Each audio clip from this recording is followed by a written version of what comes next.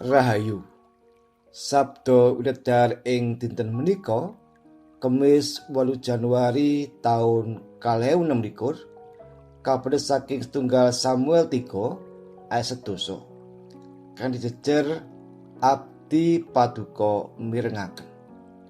Setunggal Samuel 3 ayat 1. Lan Samuel matur, paduka mikarsa ngandika, amargi abdi paduka mirengaken.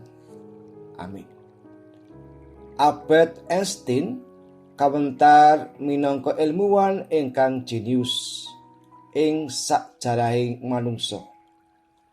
Namung nalikanipun tasih alit, lari menika kaanggep lelet ing saklebeting wicanten lan ginakaken pikiranipun.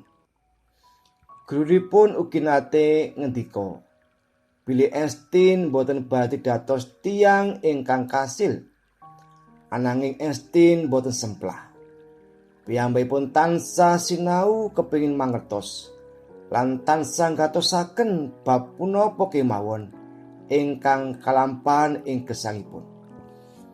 Nuju ing sakwijining dinten, piyambakipun tuwuh raos adreng nalika piyambakipun gatosaken dom kompas ingkang obah kana wonten medan magnet ingkang boten ketingal. Piyambakipun bidaya pados jawabanipun satemah manggihaken teori relativitas. Pambudayanipun kasembadan kawiwitan saking anggenipun mirengaken lan gatosaken punapa ingkang ing sak kiwa tengenipun.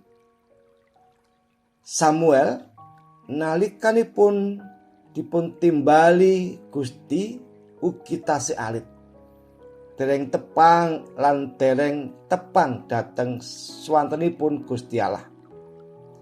Piyambakipun katuntun dening Imam Elia satemah nindakaken kados ingkang dipun dawuhi. Nalika Gusti ndangu malih ing kaping 3-nipun, Samuel matur wangsulan, paduka mikarsa ngandika, amargi abdi paduka mirengaken. Ing gesang menika Gusti Allah sakjatosipun ugi tansah paring pangandika dumateng kita. Lumantar sabdanipun ingkang kita sinau lan pirengaken. Lumantar perkawis ing gesang padintenan.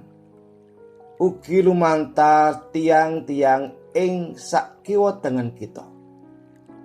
Ananging asring kita boten saged mirengaken swantenipun amargi mbok bilih kita namung jingleng kabetahan perkawis gesang tasih remen nengenaken kekarepaning daging. Menawi kita kepengin dados Samuel ingkang wicaksana, kita perlu nggadahi sekeping manah ingkang purun mijekaken wekdal mirengaken swantenipun Gusti lan bangun turut dhateng panjenenganipun. Sedaya ingkang njalari kita gesang ing karayon, kawiwitan nalika kita purun mirengaken pangandikanipun Gusti. Amin.